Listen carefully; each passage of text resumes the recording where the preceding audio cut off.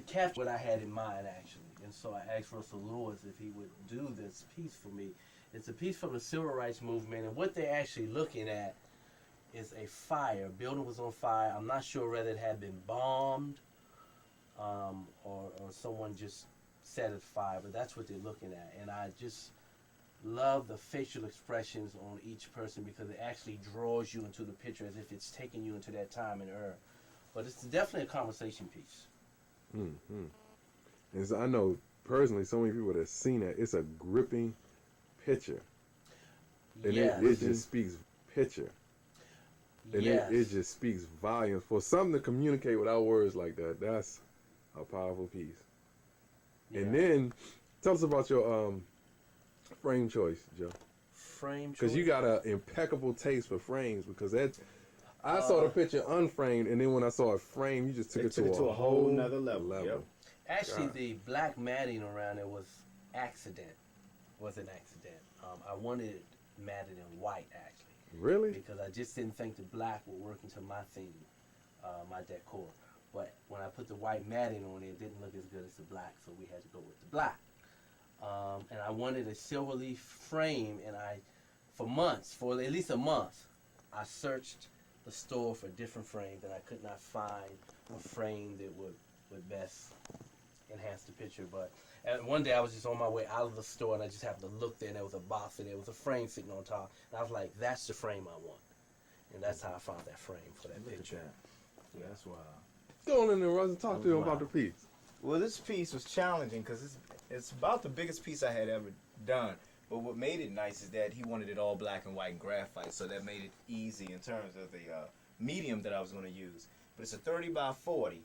But I think once you wrap all this matte and this fillet and this matte and this frame, you end up with something maybe probably more like a 40 by 50 or 40 by 55, something like that. But I had a good time doing it. It was the biggest piece I had ever done, and I took my time and I worked it. How long did it take you to finish it? I'm going to say anywhere between 20 and 25 hours. Artists never really, clock themselves on it. But, 3 hours here, 4 hours there. One day I put about 6 hours into it. So all in all, it was about... I'm thinking about maybe about 25 hours it took me to do this. But I had a good time doing it. I really enjoyed each and every aspect of it. I think I saw the same magic in this piece that Joe saw. I saw the same magic even in doing it. So it was nice. I had a really good time doing it, and I miss it. But it's in a good home. You know what I mean? Mm-hmm. And this was 1994, so it's about 11 years ago. So it's in a good. It's fantastic. Great piece. I enjoy watching it and looking at it every time I come over. So it's good. A lot of people come in and make emphasis on the window box jeans that were out doing that Oh, time. really? Yeah. Window box jeans. Yeah. Look at that, man. Like that. I don't even remember that. The window boxes? Yeah. I had a pair. So I remember. Hey, listen. Let's go to this next piece. This piece here was a piece from an old Bible dated 1809, I think. I might have the year wrong. But I wanted a picture that reflected blacks during that era, and that's what I like most about the picture. The people in the picture had deep black features, and I like that a lot. This picture was done by D.Vaughn. I am at a total loss for words. Hold it for a minute. Joe has a way of putting together something to make you pull out the best you got. Yeah. He'll give you a project to do. And what's funny, he won't even say a whole lot, but from the way he lives his life and the way he does what he does, pull out the best you got. Look at that. You probably haven't done a piece like that with all that detail since then. Man, that's gotta be. Well, I'll talk about it. What else do I... Okay, what size are we talking about here? This is a what? 30 by 40. By 40? 30 by 40? 30 by 40. I wanted to make sure... I definitely wanted this frame in a picture in a big frame, because when I was living around the corner, I had a lot of wall space, so I was basically trying to do a museum look within the home. That's was my theme for my home, giving a museum look. So this kind of fit what I was trying to do. It took me a while to find the frame. I had to search Georgetown out of Maryland, and I could not find the frame, but I wound up finding it in Georgetown with the lady who does the framing for me at Easter Market at Frame of Mine. She, they framed it for me. And that's basically it. Awesome. Now, Mr. Vaughn can elaborate a little bit more on this picture. I gotta say, when I think Joe came to Russ first. Russell about doing this particular picture, and Sure did.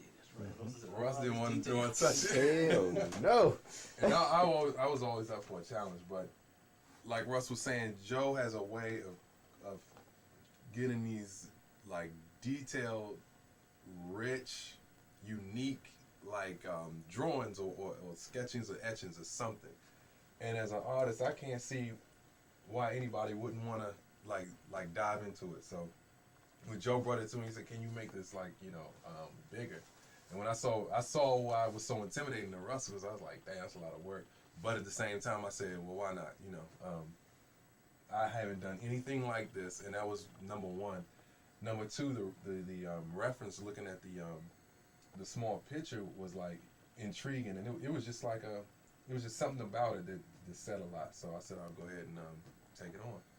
So out of any piece that I've done, this has been the most challenging piece, because as like standing up here looking at it, I'm always in awe, because I was like, damn, I can't believe I did that shit. Mm-hmm. It's just wild to look at something that you've done, and when you haven't seen it, when you don't look at it every day, you just kind of forget about it.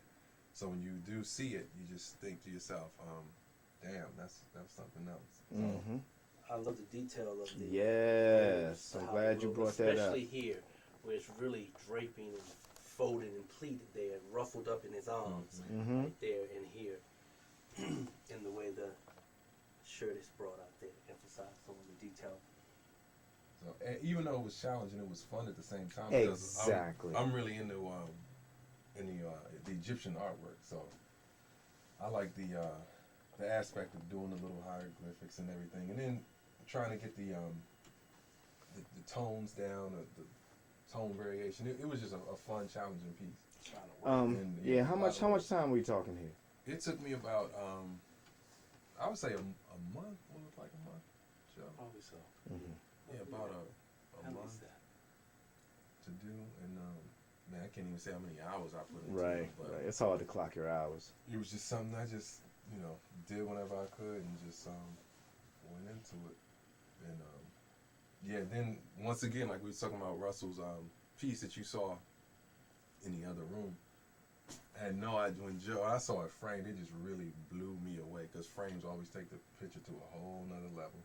So when I saw this, just like I said, I was like, damn, this shit belong in the museum. But like that's what the effect that you wanted. Mm-hmm. It was a Exactly. museum-esque type of feel, and it was perfect for it. It would look nice if it was displayed on another wall as well. I didn't want it on the wooden wall, but it just does. It's doing what I wanted to do. I mean, yeah, you working it. Mm-hmm. You got it working. All I right. couldn't think of a better choice. And the two pictures here in the bedroom Oh yeah, that bro. you did, Russell. Yes. Yeah. Woo! Oh, Damn, I forgot about woo! And actually, a dude this just saw this picture is today. what I want here. Gotcha. I want this frame the same way. Oh man, man, I forgot all about this. And the dude just saw Hey, Jesus. Russell, How's it going, Derek, man? Hey, what's up, man? these are guys who did my artwork in Come here. on, bro. Nice to meet you. Everything's good. Derek, man. Derek, nice to meet you, man. Too, bro. We'll be out your way in a minute. Oh, you come on.